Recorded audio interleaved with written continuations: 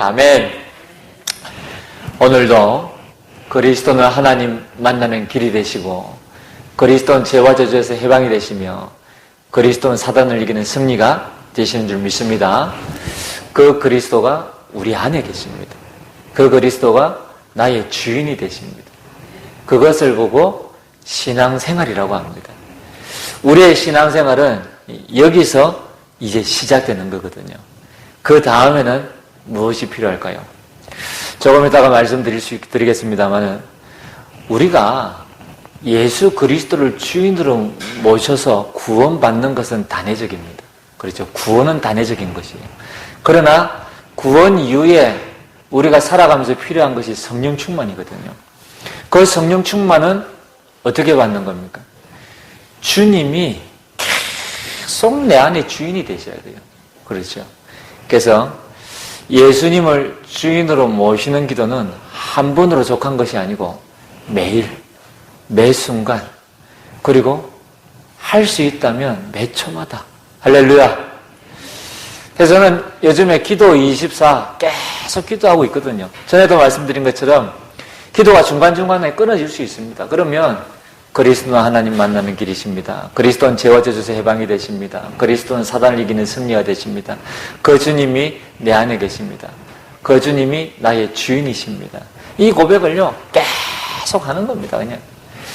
그러면 나도 모르게요 시공간을 초월하는 하나님의 능력이 임하게 되어져 있습니다. 그리고 나도 모르는 사이에 어느 날 하나님의 보좌의 축복이 임해져 있다니까요. 그 증거가 어디 있냐? 여러분 이게 말로 표현할 수가 없습니다. 가보면 응답이 와 있는 거 있죠. 그리고 뭔가 말로는 표현할 수 없지만 하나님께서 역사하시는 것이 보이는 거 있죠. 이게요 보좌의 축복이거든요. 전에는요 아무리 내가 전도해도 사람들이 복음 받지 않아요. 내가 아무리 열심히 하고 노력해도요 사람들이요 무반응이라 혹은 사람들이요 강팍하게 그냥 거부하는 거예요. 그런데요 내가 이 축복을 누리고 있잖아요. 보좌의 축복이 내게 와 있잖아요. 그러면요 내가 몇 마디 안 했는데 그 사람이요 말씀을요 새겨 듣고 하나님 만나는 이런 일들이 벌어지는 거예요. 그러니까 이 전도라는 것이 얼마나 쉬운지 모릅니다.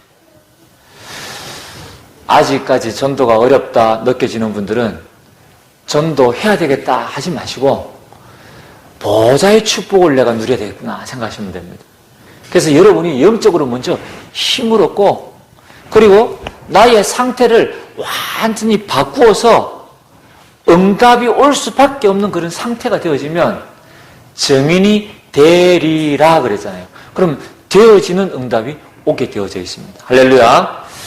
오늘 우리는 지지난 주간에 우리가 읽었던 고린도후서 1장에 이어서 고린도후서 2장을 읽었습니다. 배경을 설명드리면 이렇습니다. 바울이 고린도에 가고자 하였으나 계획이 변경이 되어집니다. 그래서 그 변경되어진 이유를 고린도 교회에다가 조목조목 진심을 담아서 설명을 합니다. 그런데 고린도 교회 안에는 아직까지도 바울을 대적하는 자들, 바울을 반대되는 편에 서 있는 이런 성도들이 그나마 존재하여 있었습니다. 그러다 보니까 이들이 교회 안에서 짓는 죄는 이로 말을 할 수 없어요. 그래서 교회는 여러분이 권징이라는 게 있거든요. 교회는 우리 성도들에게 이렇게 책망하고 이렇게 벌을 줄 수 있는 권징 제도가 있습니다. 그러나 이제 이 권징의 제도는 조금 이따가도 말씀을 드리겠습니다만은 어떤 이 보복을 목적으로 하는 것이 아닙니다. 그 사람을 어렵게 만들기 위한 것에 목적이 있는 것이 아니고 그 사람으로 하여금 회개케 하여 치유와 회복되도록 하는 것이 그 목적이 있습니다. 다시 말씀드리면 그 사람을 완전히 살리는 거예요. 여기에 목적이 있는 거예요. 그런데 이 권징이라는 것은 자칫 잘못하면 너무 관대하게 행하면 그 사람이 회개치 않는 결과가 오거든요. 그럼 이 권징 자체가 무의미한 겁니다. 그러나 이걸 너무 엄격하게 적용하면 오히려 그 사람으로 하여금 용서할 수 있는 그런 여지를 남기지 못할 수도 있습니다. 그러면 영원히 그 사람을 실족해 하는 결과가 되고 말 수 있거든요. 그래서 이런 부분들을 적당하게 우리는요, 그리스도의 예수 안에서 그 상대방을 완전히 살리는 쪽으로 저와 여러분이 인도를 받아야 될 줄 믿습니다.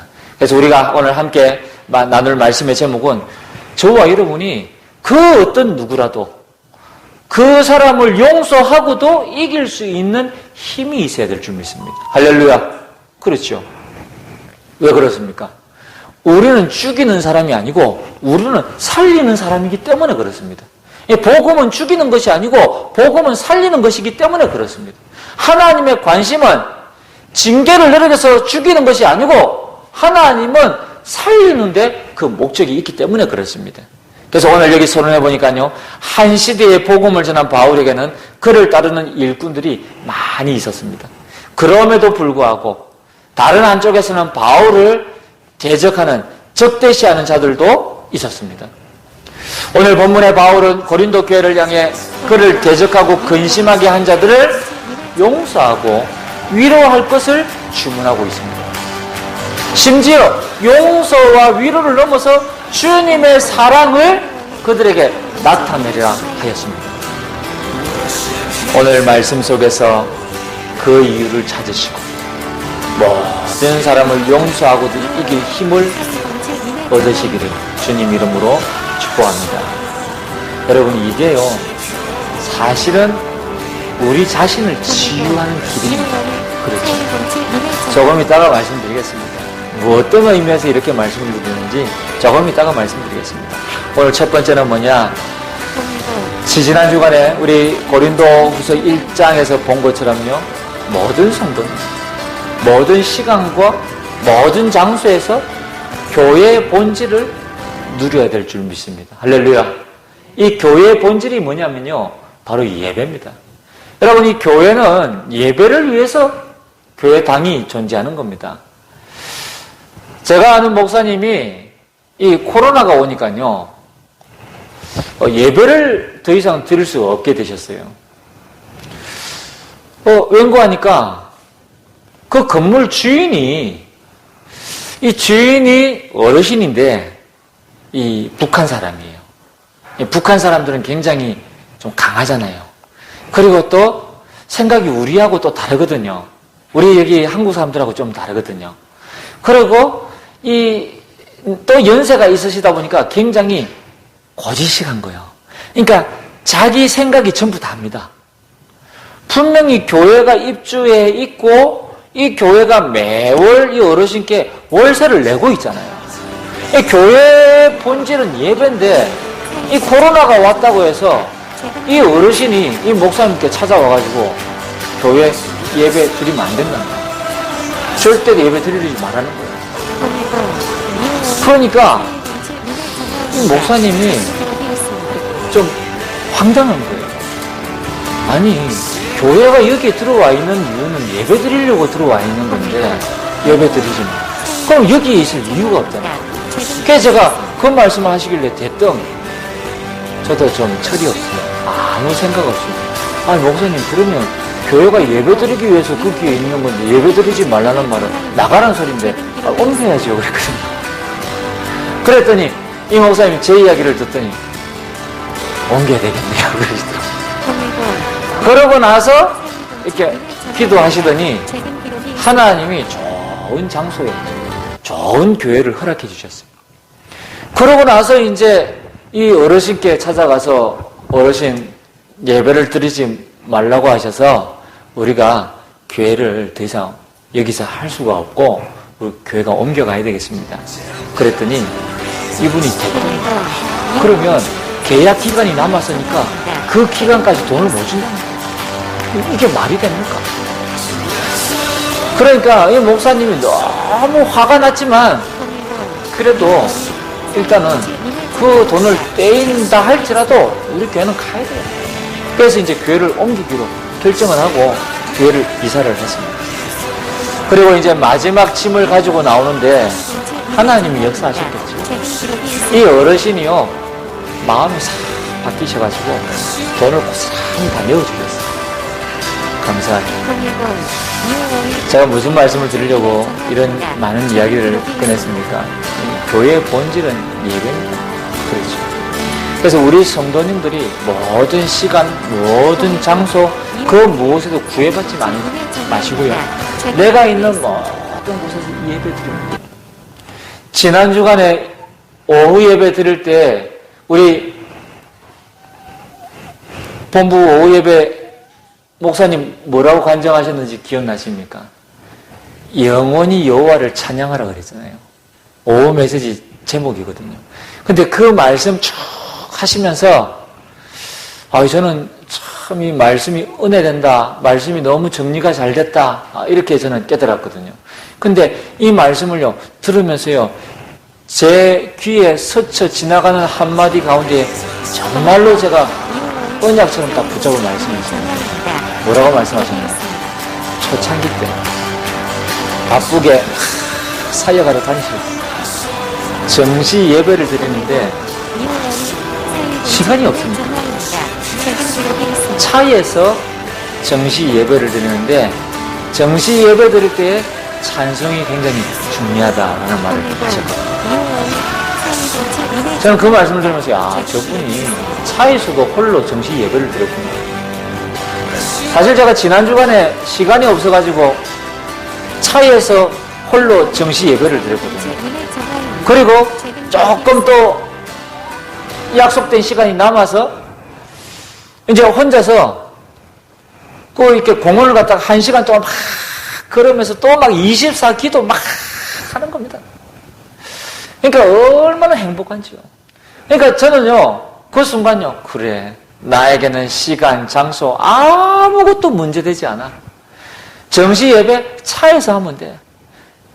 24기도 그냥 걸어 다니면서 하면 돼. 할렐루야.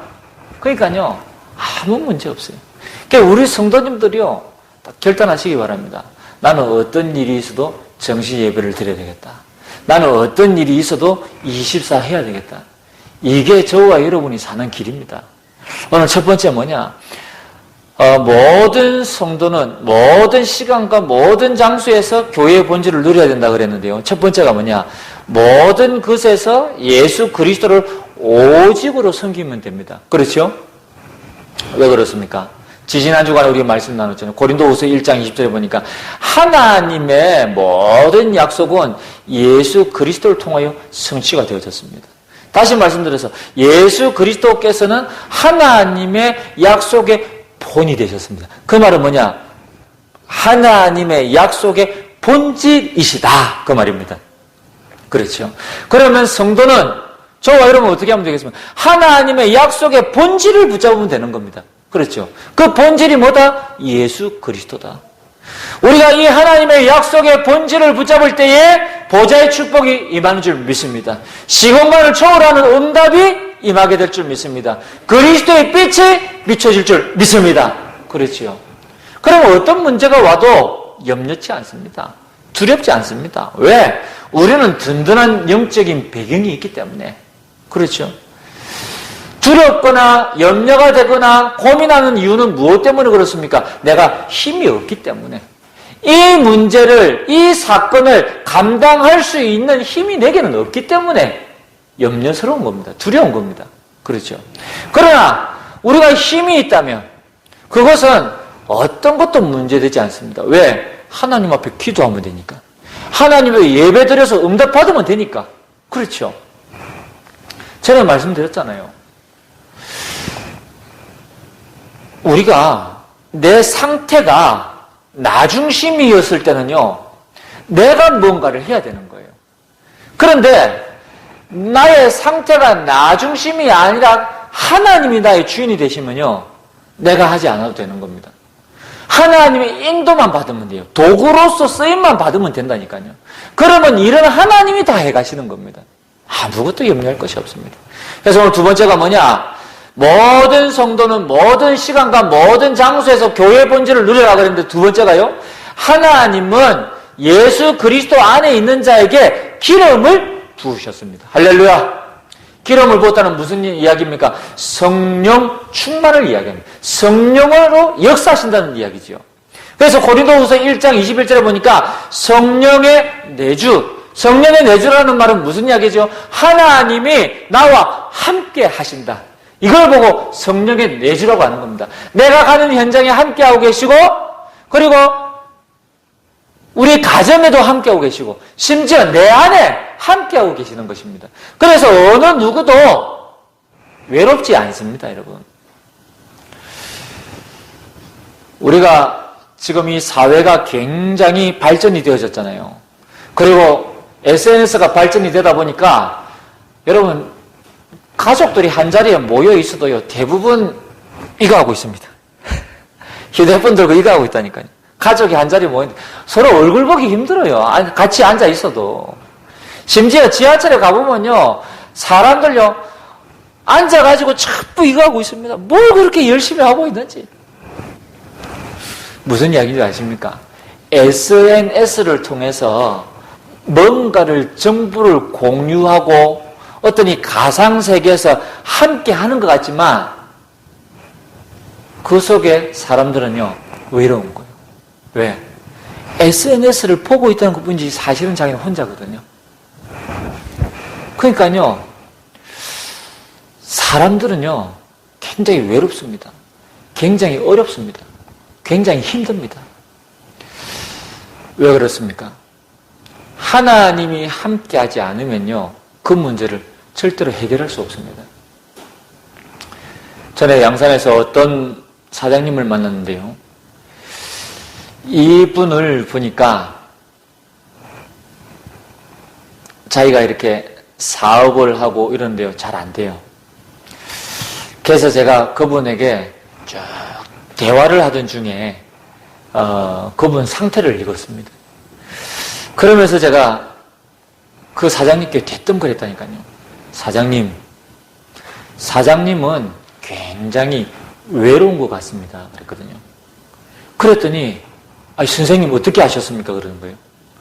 그래서 사장님하고 대화를 나누는 중에 이렇게 제가 좀 이렇게 느낀 겁니다.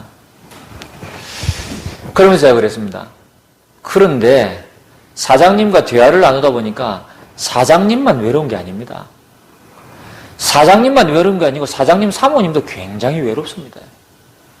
아마도 사장님이 뭔가 가정에 충실하고 가정에 또 아내에게 뭔가 이렇게 잘해도 사장님 사모님이 그렇게 만족해 하지 않으실 겁니다. 어떻게 알았냐는 거예요. 그게 다 그런 게 있습니다. 그러면서 제가요 복음을 전한 거예요. 그 외로움은 하나님만이 채울 수 있는 겁니다. 물질로도 채울 수 없고 권력으로도 채울 수 없고 그 어떤 것으로도 남편이 있다고 해서 행복한 거 아닙니다. 외로울 수 있습니다. 아내가 있다고 해서 행복한 거 아닙니다. 외로울 수 있습니다. 자식이 있다고 해서 행복한 거 아닙니다. 외로울 수 있습니다. 왜? 우리 인간은 영적인 존재이기 때문에 하나님으로만이 채울 수 있는 허공이 있습니다. 그 허공을 만드신 분이 하나님이신데 그걸 갖다가 하나님으로만 채울 수 있습니다. 그래서 복음 전했거든요. 여러분 지금 우리 사회에 많은 사람들이 이런 고통을 당하고 있습니다. 그래서 성령의 내주 혹 이 자리에 앉으신 분들 가운데 목사님 저도 외로운데요 하시는 분들 계시면 빨리 이 성령의 기름 부으심을 받으시기 바랍니다. 할렐루야. 그래서 성령의 내주 또 두 번째는 뭐냐 성령의 인도. 우리 하나님이 나와 함께 하시는 정도가 아니고 우리를 말씀을 따라서 끊임없이 인도해 가시는 것입니다. 그래서 어디로 갑니까? 237 치유 서밋의 빈 곳을 살리는 이 일을 위해서 우리를 계속해서 인도해 가시는 것입니다. 할렐루야. 저는 237 치유 서밋의 빈 곳을 살리는 이 일만 들어도 저는 행복합니다. 힘이 납니다. 왜? 언약으로, 생명으로 딱 붙잡았거든요. 여러분, 이때부터 하나님은 성령으로 역사하시는 겁니다. 성령으로 역사하신다는 말은 우리가 어떻게 말로 표현할 수 없지만 성령이 역사하시면 어떤 때는요, 막 행복합니다. 그렇죠. 성령이 역사하시면 어떤 때는요, 뭔가가 꽉 찬 것 같습니다. 심지어 성령께서 역사하시면요, 그 사람이 완전히 변화되어집니다. 어떤 사람은 성령이 역사하시면요, 막 하염없이 눈물이 나기도 합니다. 그렇죠. 어떤 사람은 성령이 역사하시면요, 막 기도가 터져 나오기도 하고, 방언도 나오기도 하고, 어떤 이 능력이 나타나기도 하고. 여러분, 이 성령의 역사, 저와 여러분의 삶에 반드시 임하시게 되시기를 주님이 축복합니다. 그래서 성령의 역사뿐만 아니라 성령 충만. 성령 충만은 뭐냐? 이 그리스도 말씀이 내 속에 지속적으로 누려지는 것. 이 복음을 지속적으로 전할 수 있는 것. 이게 성령의 충만입니다. 성령 충만은 뭐냐면 채워서 그게 흘러 넘치는 것을 충만이라고 이야기하거든요. 그래서 성령을 부어가지고 이게 우리 자신을 흘러 넘쳐버리는 겁니다. 그걸 보고 성령 충만이라고 해요. 그때부터는 이 하나님의 복음의 말씀이 내 입술을 통해서 막 터져 나오는 겁니다. 그냥 만나는 사람마다 하나님 자랑하게 되어져 있습니다. 그러면 이 말씀을 듣는 사람들이 막 역사 일어나게 되어 있습니다. 이게요, 성령의 내주, 인도, 역사, 충만을 이야기하는 거예요. 이미 하나님은 저와 여러분에게 기름을 부으신 줄 믿습니다. 자, 세 번째는 뭐냐? 하나님은 우리에게 with 임마누엘 온넷으로 역사하십니다. 언제요? 예배 드릴 때. 다시 한번 말씀드립니다. 우리 모든 성도는 모든 시간과 모든 장소에서 교회의 본질을 누려야 된다고 그랬거든요. 그게 뭐냐? 예배입니다. 예배 드릴 때에 하나님은 강단의 말씀을 통해서 오직 말씀하십니다. 그리스도 말씀하십니다. 하나님의 나라 말씀하십니다. 그렇죠? 뿐만 아니라 예배 드릴 때에 하나님의 성령이 역사하십니다. 예배 드릴 때에 조금 전에 말씀드린 것처럼 with 임마누엘 온넷으로 역사하시는 것입니다. 어떻게 해요? 자, 고린도후서 1장 22절에 보니까요, 나 홀로 드리는 예배. 얼마나 중요한지 모릅니다.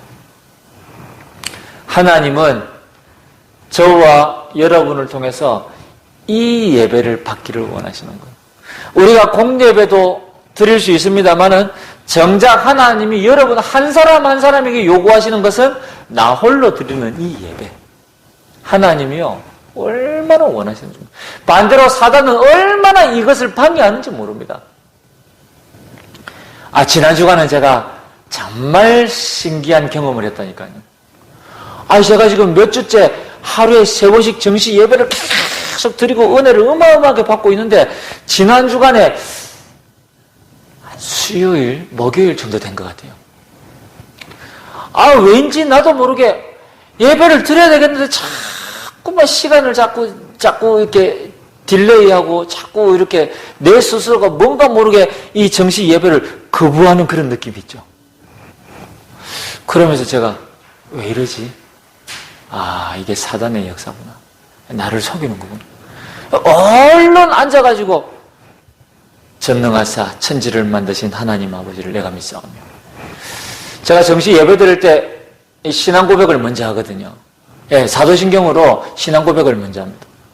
그래서 얼른 예배를 딱 드리고 나니까요, 그 다음부터요, 영적인 상태가 싹 바뀌어버리는 거 있죠. 그렇습니다, 여러분. 여러분이 정시 예배를 결단하고 정시 예배를 드리다 보면요, 이 사단이요, 때로는요, 드리지 못하도록 주변 환경을 통해서 역사하기도 합니다만은, 주변 환경보다요, 내 영적인 상태를요, 싹 바꿔가지고요, 나도 모르는 사이에 이 영적인 이 나 홀로 드리는 이 예배를요, 자꾸만 이렇게 밀어내고 있다니까요. 이게 사단이 하는 짓입니다. 속지 마시게 되시기를 주님이 축복합니다. 그거 이기면요, 나중에는요, 절대 사단이 여러분을 건들 수가 없습니다. 왜? 이래도 안 되고 저래도 안 되고 아무래도 안 되니까 그냥 포기하는 거예요. 그때부터 하나님이 역사하시는 겁니다. 자, 두 번째는 뭐냐? 여러분, 우리가 예배드릴 때 하나님은 위에도 임마누엘 온넷으로 역사하시는데요. 두 번째는요, 현장 예배. 모든 만남, 모든 장소에서 하나님 앞에 예배 드리는 겁니다. 조금 전에 말씀드렸죠. 저는 지지난 주간에요. 시간이 없어가지고요. 차 안에서 그냥 예배 드렸다니까요.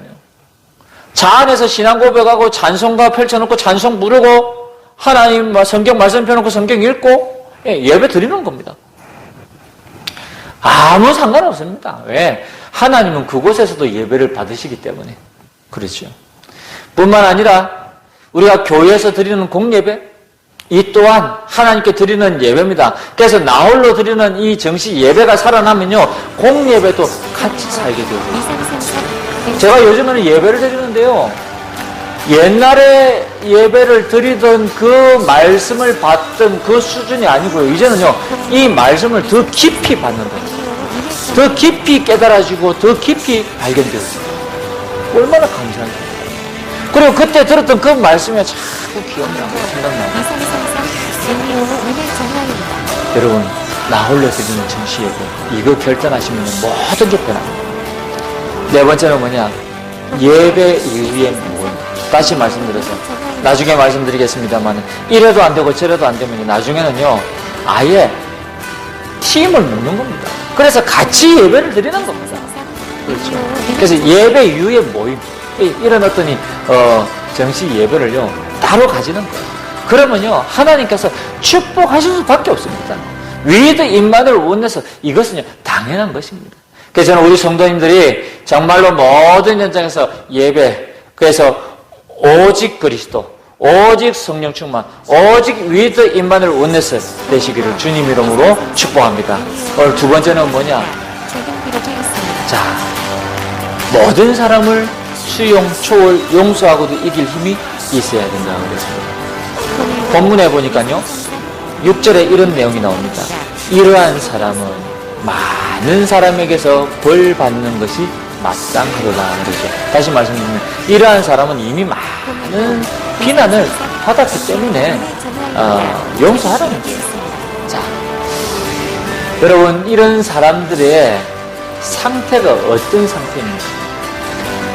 불신앙에 빠져있는 상태. 불신앙이라는 말은 무슨 뜻이냐면 하나님의 말씀에서 벗어나 있다. 그걸 보고 불신앙이라고 합니다. 하나님이 원하시는 이 예배에서 벗어나 있다는 겁니다. 하나님이 우리에게 말씀하시는 그 언약에서 벗어난 것을 보고 불신앙이라고 이야기하는 겁니다. 여러분, 그러니까 그 속에 말씀이 없으니까요 내 힘으로 살아야 되는 거 있죠. 그러니까 염려하게 되어지고, 또 세상 일이 내 마음대로 됩니까? 내 마음대로 되면은 세상 일이 아니죠.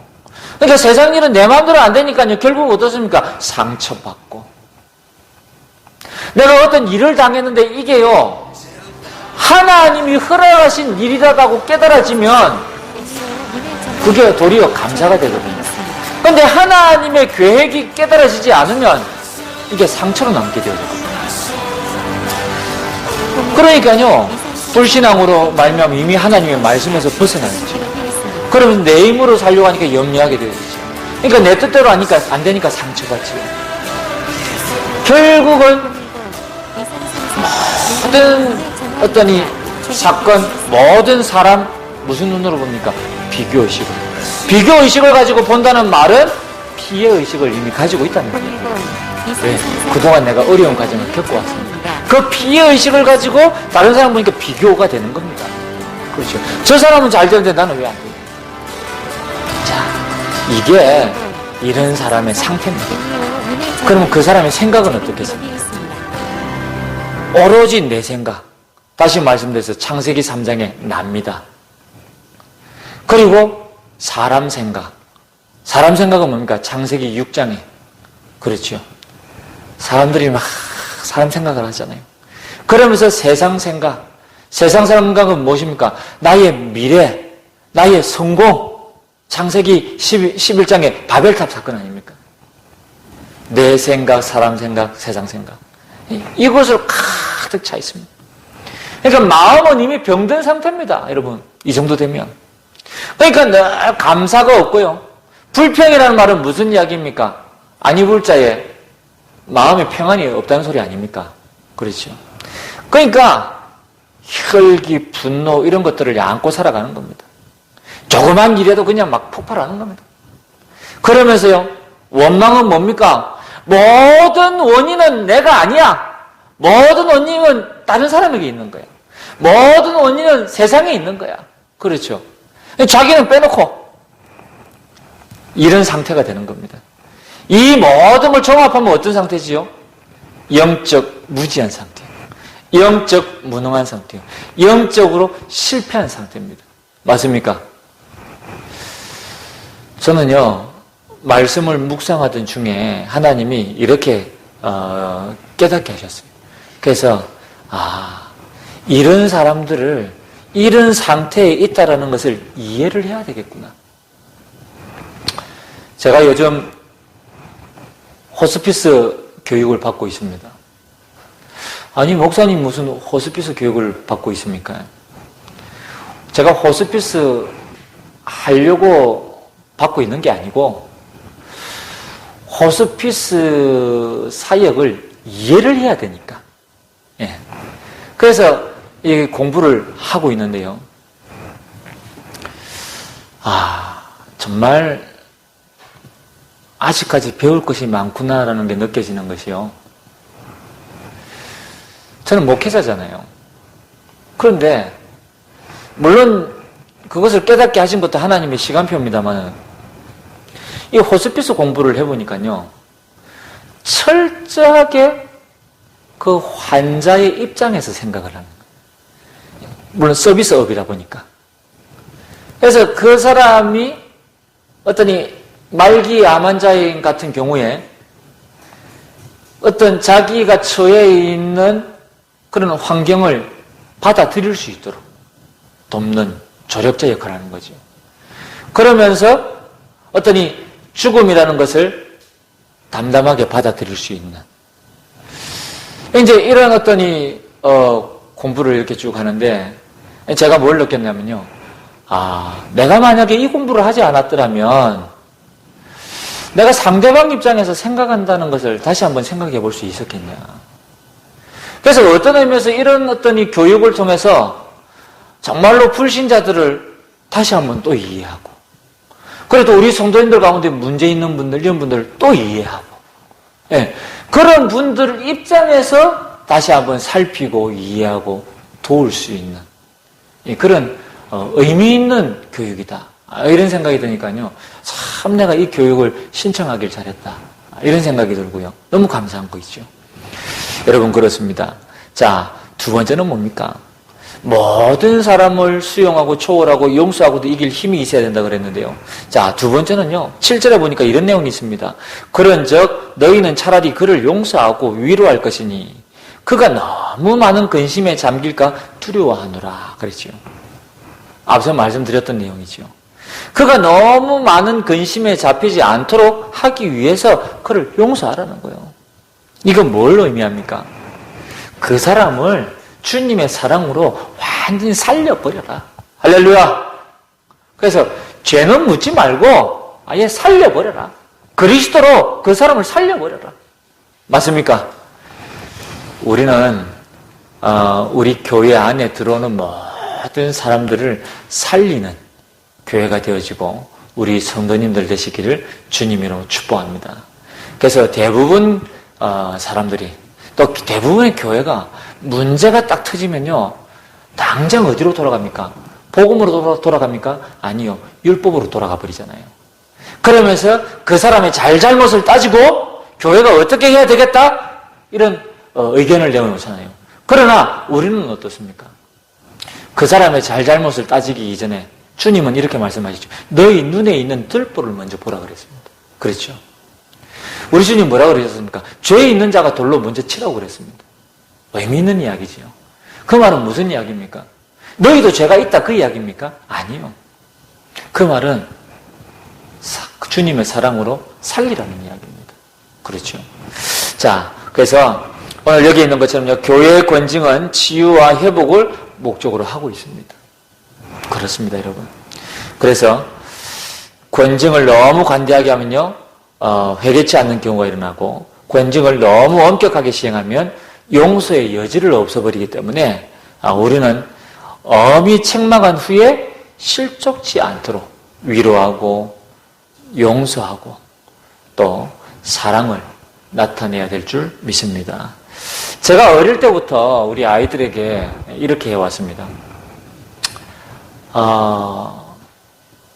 엄마 아빠 입장에서는 아이들에게 매를 들 수도 있잖아요. 그런데 이 매를 든다는 행위는 굉장히 조심스럽고도 어려운 행위거든요. 자칫 잘못하면 아이들에게 큰 상처를 남길 수 있거든요. 그러다 보니까 저는 이 복음 운동하면서 이런 이 성경을 통해서 깨달은 것이 뭐냐면, 아이들을 훈계하되 그 훈계하는 순간만큼은 절대로 감정을 이입시키지 말아라. 왜? 그 순간 감정이 이입되면 아이들은 상처받게 돼 있습니다. 그래서 훈계하는 동안에 한 번도 감정을 이입시킨 적이 없습니다. 어디까지나 지성을 가지고 객관적으로 이 아이들에게 매를 들고 이 아이들을 훈계하는 겁니다. 그러고 난 다음에는 반드시 이야기합니다. 아빠가 너희를 미워서 매를 든 게 아니야. 선우가 혹은 은빈이가 이러한 부분들을 잘못했기 때문에 아빠가 매를 든 거야. 아빠는 너희들을 여전히 사랑해. 그리고 이제 우는 애를 갖다가 그냥 이렇게 안아주고 이렇게 했거든요. 그 이제 뭐 이 아이들이 어떻게 받아들였는지는 잘은 모르지만 저는 이제 나름대로 이 아이들을 훈계할 때는 절대 감정을 이입시키지 않고 이 아이들에게 상처 주지 않기 위해서 결과적으로는 뭐 이 아이들이 저한테 뭐 이렇게 상처받아가지고 저한테 가까이 오지 않는다든지 그런 거는 없습니다. 예. 그래서 저는 우리 아이들을 훈계하되 상처가 되지 아니하도록 그러면서 사랑을 표현하고 또 이제 이 아이들의 마음을 어루만져주고 풀어주고 이렇게 이제 지금까지 해왔는데요.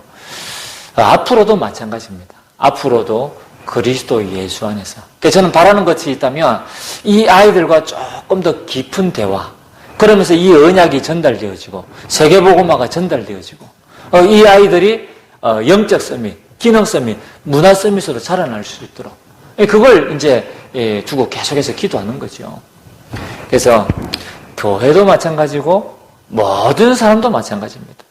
우리가 책망해야 될 부분이 있다면 책망도 해야 되겠지만 목적은 뭐냐? 그 사람을 살리는 쪽으로. 그렇죠. 자, 세 번째입니다.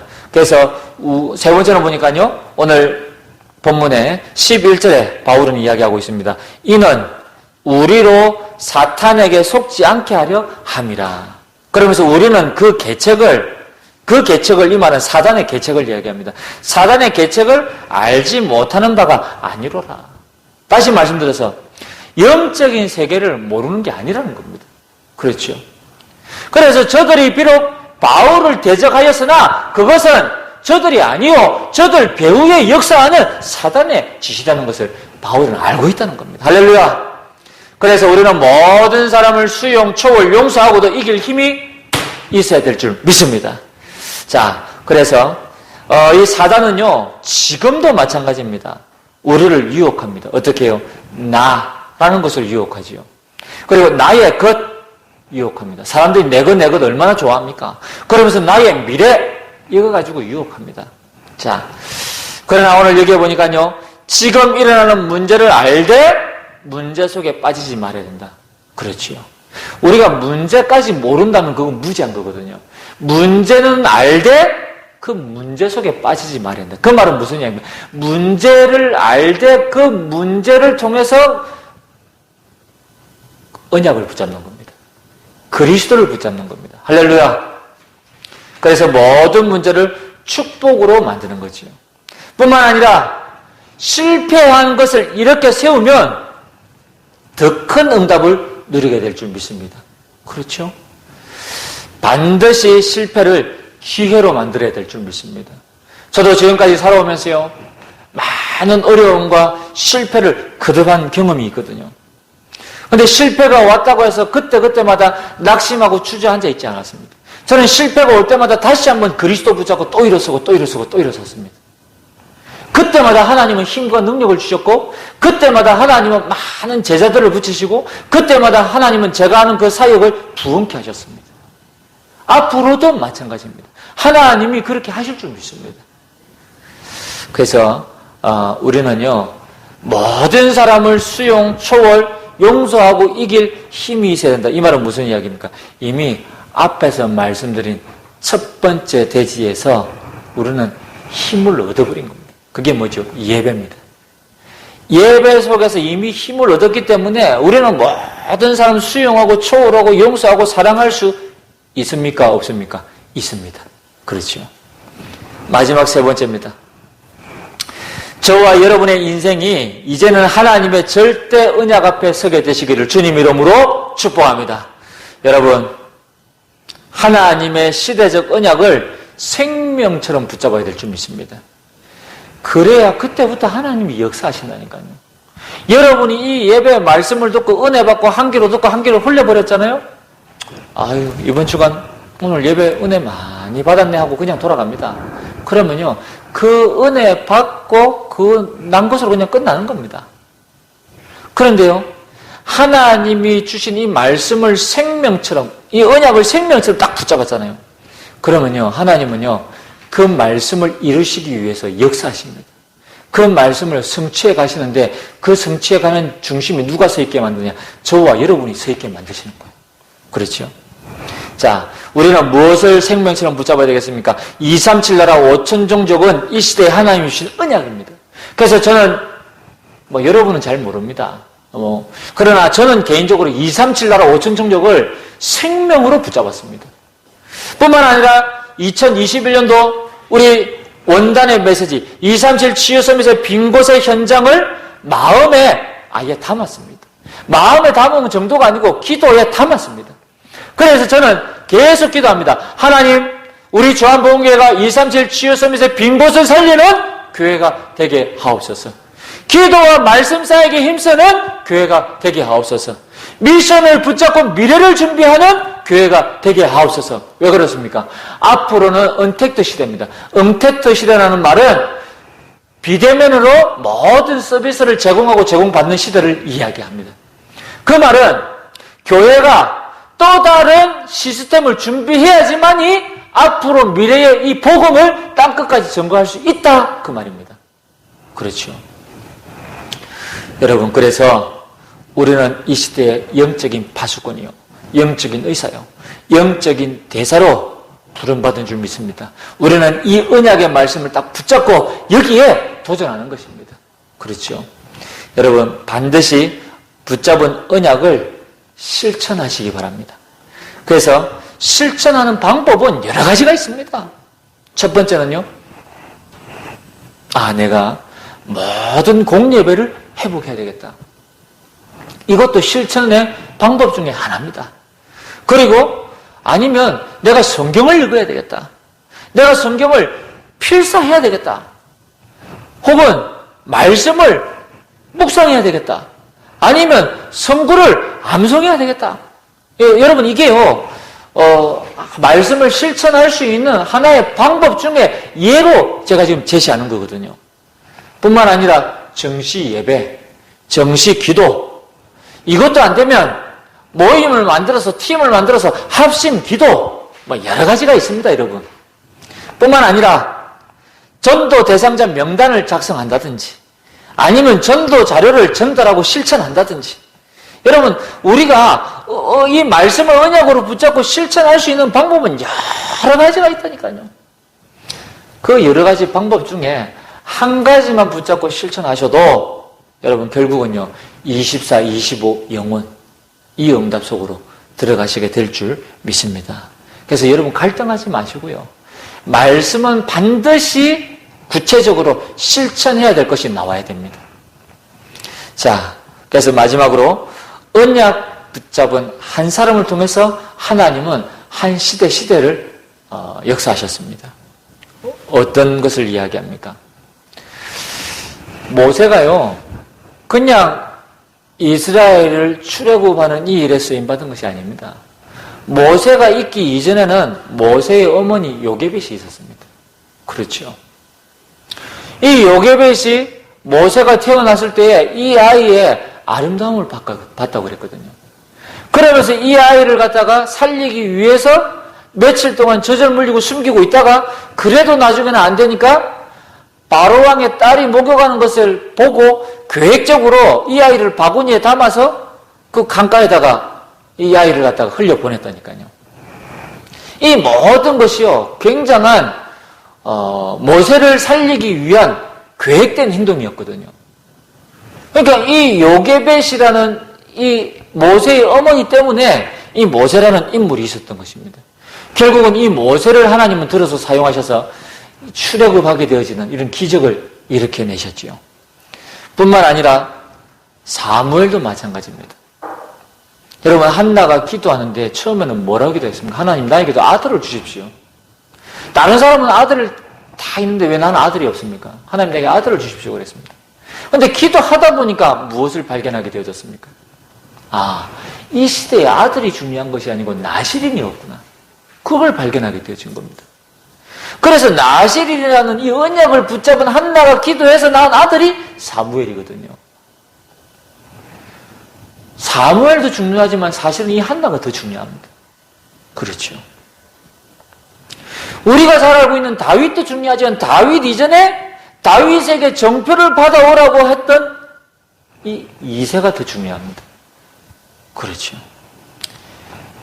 요게벳 같은 한 사람, 한나 같은 한 사람, 이새 같은 한 사람, 할렐루야! 저와 여러분이 되어지시기를 주님이 축복합니다.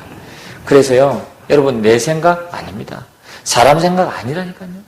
세상 생각 아닙니다. 우리는 이것을 넘어서 하나님의 말씀을 따라가야 될 줄 믿습니다. 말씀을 따라가다 보면요, 어느 날 폭발적인 하나님의 기적의 역사가 일어나게 되어져 있습니다. 그래서 어떤 분들은요, 해도 안 되네. 아니요. 그게 내 상태입니다. 그렇지요. 조금만 했는데도 하나님이 역사하시는 상태가 되어져야 돼요. 되어지는 상태가 되어져야 된다니까요. 그걸 바꿔버려야 돼요. 그게 뭐냐? 정시 예배입니다. 할 수 있다면. 우리는요, 생을 끓여야 됩니다. 그래서 저는 지난 주간도요, 하루도 안 빠지고 하루에 3번씩 계속 하나님께 예배 드리는 겁니다. 얼마나 행복한지 모릅니다. 심지어 우리 새가족 훈련이 있는 날은요, 하루에 3번이 뭡니까? 6번씩. 그렇죠. 할렐루야. 하나님께서 저와 여러분에게 모든 사람 용서하고도 이길 힘을 주실 줄 믿습니다. 오늘 마지막 결론입니다. 여러분, 우리가 영적인 힘을 얻어야 되는 이유가 무엇입니까? 가나안 땅에 들어가야 되거든요. 그리고 그 가나안 땅에 들어가서 거기에 있는 사람들을 살려야 되거든요. 영적인 힘이 필요한 겁니다. 그러기 위해서는 여러분만의 영적 시스템, 여러분만의 미래 시스템, 할렐루야! 영적 시스템은 뭡니까? 앞서 말씀드린 것처럼요, 예배를 결단하는 겁니다. 혹은 기도를 결단하는 겁니다. 혹은 내가 전도를 결단하는 겁니다. 혹은 내가 말씀을 결단하는 겁니다. 이게요, 영적 시스템으로. 그래서 저는 지금 기도하고 있습니다. 하나님, 우리 교회가 237 치유 서밋의 빈 곳을 살리는 24 영적 시스템이 되어지기를 원합니다. 그래서 우리 교회 안에 이런 어떤 이 치유 서밋의 빈 곳을 살릴 수 있는 이런 시스템, 프로그램이, 훈련 프로그램이 준비가 되어질 수 있도록 지금 기도하고 하나님 앞에 질문하고 지금 좀 정리하고 있는 시간표 속에 있습니다. 앞으로 우리 교회가요, 제가 지금까지 목회하면서 새가족 시스템은 제가 벌써 한 20년 전에 제가 만들어 놓은 게 있거든요. 우리 총회와 일반 기존 교단에 있는 교회들이 이렇게 성공한 케이스들을 이렇게 장단점을 이렇게 찾아서 이렇게 제가 프로그램으로 정리해 놓은 그런 시스템이 있습니다. 새가족 시스템이 있거든요. 근데 훈련 시스템은 아직까지 없어요. 그래서 제가 지금 계속 기도하고 있습니다. 우리 교회 안에 이런 영적 시스템, 영적 훈련 시스템을 응답받을 수 있도록 지금 계속 기도하고 있는 중에 있습니다. 그래서 지금 정리하고 있습니다. 자, 그러면서 미래 시대는 뭡니까? 미래 시스템은요, 먼 곳에 있는 것을 앞당겨 보는 것을 보고 미래 시스템이라고 하잖아요. 그래서 미리 응답하는 겁니다. 미리 본 자요, 미리 가진 자요, 미리 누린 자요, 미리 정복하고 미리 성취하는 겁니다. 할렐루야.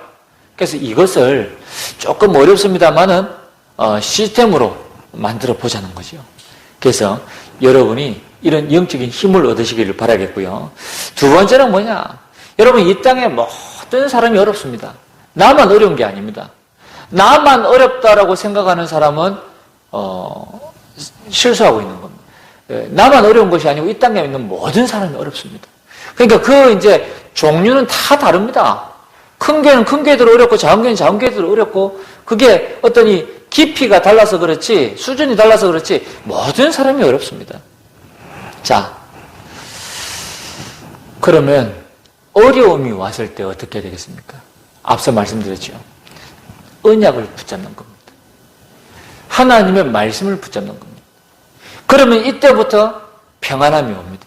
자, 참된 언약을 붙잡으시고 참된 안식의 축복을 누리게 되시기를 주님 이름으로 축복합니다. 그래서 우리 교회가 이런 교회가 되어져야 되겠고 우리 교회가 이런 언약을 이런 안식을 우리 후대에게 전달하게 될 줄 믿습니다. 뿐만 아니라 마지막으로 우리는 이제 하나님의 것. 무슨 이야기입니까? 저와 여러분에게 하나님의 것이 이미 와 있습니다. 그게 뭐냐면 신분이고 권세입니다. 신분은 누리는 것이고 권세는 사용하는 거라니까요. 우리에게 주신 신분은 무엇입니까? 2021년도 우리에게 말씀 주셨죠. 우리가 받은 신분은 너희는 영적 군사다. 너희는 영적인 의사다. 너희는 영적인 대사다. 할렐루야. 이게 저와 여러분의 신분입니다. 2021년도 받은 신분.